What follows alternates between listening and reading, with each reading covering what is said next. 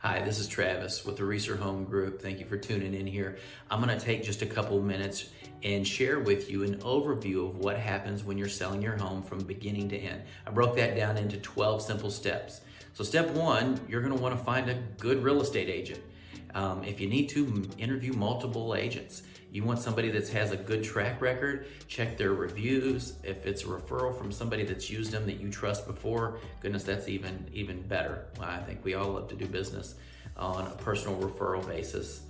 And a good agent, the next step, what our team will do, what we do, and other agents should do, is have a conversation with you about what's important to you, your wants, your needs, your timing, your motivation, and so forth. And then information about changes you've made to the house and so forth.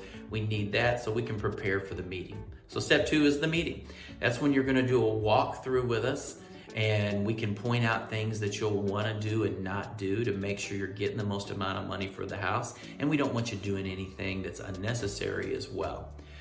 While we're there, we'll cover the market evaluation with you so you can see a list of comparable homes that have sold recently, go through the differences in those properties compared to yours with the agent, and choose and see where the house needs to be priced to keep the most amount of money in your pocket.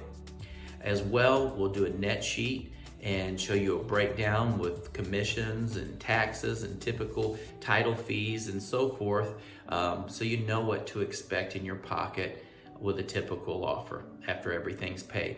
And while we're there too, we'll cover and take a few minutes and just show you what we're going to do to market your home and the kind of results that we've been getting for our clients.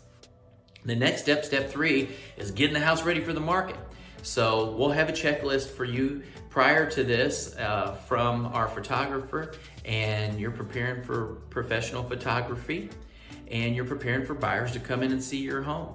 And we're getting marketing ads together and so forth during that time frame, and doing some pre-listing work on the back end of things. And somewhere in that time frame too, covering paperwork with you, listing paperwork, getting documents signed, which is basically a loyalty agreement, which lays out the commissions and things, which should line up with the net sheet that you've already discussed with your agent, and getting the paperwork in order so that you have a legal connection, and the agent has a fiduciary obligation to represent your interest above even their own. Step four, you're going to hit the market. So we want to do it with, we want to hit the ground running. That's when the showings are happening. It's when we're working and collecting feedback to give you from those showings, depending on the type of market. If it's a seller or buyer's market, that can be a more drawn out process and more of a buyer's market. And a seller's market, of course, it's going to be more condensed, a shorter time frame, but a really important time frame nonetheless, where communication is going to be key between you and the agent. And you really need to be talking, sometimes even on a daily basis, but at least weekly, even when the market's slower and it's a buyer's market. Step five, at some point you want to receive an offer or multiple offers, and you're going to negotiate that, where the agent's going to walk you through those and pick the best offer and possibly counter offer back and forth, sometimes more than once or twice, until you get results that everybody's happy about, the buying side and the selling side. Step six, now we start the contract to close process, and which can be pretty busy on our end. And our goal during this time frame is a little bit like a duck. We try to keep it as smooth up above the water where you're located, while we're paddling quick and making things happen. The typical process, unless you have a cash buyer, which can close quickly, they can close within a few days. Most buyers are using finances, the majority of them, and getting a mortgage. And that process is, on average here, is about 5 weeks to close. Sometimes they're closing in 4 weeks, sometimes 6, but on average 4 to 6 weeks. And during that process, so one of the first thing that's going to happen, the house is under contract, we're in the contract to close period, is the buyer's going to schedule their home inspection through our office if they have that contingency in the contract, which is typical. After that's completed, if there's a room for negotiations that was in the contract, your agent, your selling agent, is going to help you negotiate through those repairs until we can come to an agreement, once again, that everybody can live with. Next step in that process is typically after inspections and things are completed, somewhere in there, the appraisal is going to be ordered by the buyer's lender and come out to the house. And we're waiting on results of those appraisals. Time frames can vary quite a bit depending on the type of loan and how backed up the appraisers are and so forth. Also during the closing process, the title work is getting done too. And what our office is doing, we have full-time transaction managers, and they're keeping you updated and giving you weekly updates, oftentimes multiple updates during the week.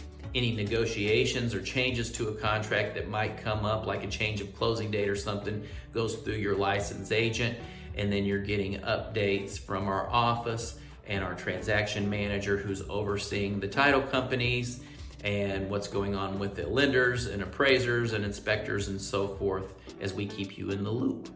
And once we've got clear title work, the appraisal contingency is moved, and the home inspection contingency is removed, we're waiting on a final approval for the buyer's loan if they were doing financing. That's called, we've got a clear to close is a term in this industry that's common. So once we have the clear to close, that's the final underwriting process, and it's never final until you're actually there signing documents and money has been wired. And then within a couple of days before closing, somewhere around that, the buyer will come out, step 11, I think I'm on, and do their final walkthrough. That's where they're gonna check that the house is in the same or better condition as whenever they agreed to buy it, and any repairs that might have been negotiated that you've agreed to do as the seller, that's whenever those repairs need to be completed. You can still be staying in the house up until your closing day and so forth, but you'll wanna have the house ready and cleaned up and everything for their final walkthrough there. And then you have closing day, which closing day can happen in person, or it can be a mail away and sign in front of a notary somewhere else and have documents overnighted back. And other parts of the meetings, like even the initial meeting and so forth, can happen via Zoom and stuff. We have a lot of clients that are out of area. But the closing, the main thing is let your agent know in advance if you're going to be out of town for closing, or you're out of town initially and you want to drive in or fly in for the closing. It's simple process to do either way. When you show up for closing on the seller side, it's usually not more than about 30 minutes there at the office. You'll want to bring any extra keys and remote controls and things that you have. You can also leave those in the house too, the logistics of those things. It's typically when you're going to turn things over if there's not an occupancy agreement after closing for you, the seller. So that's it in a nutshell.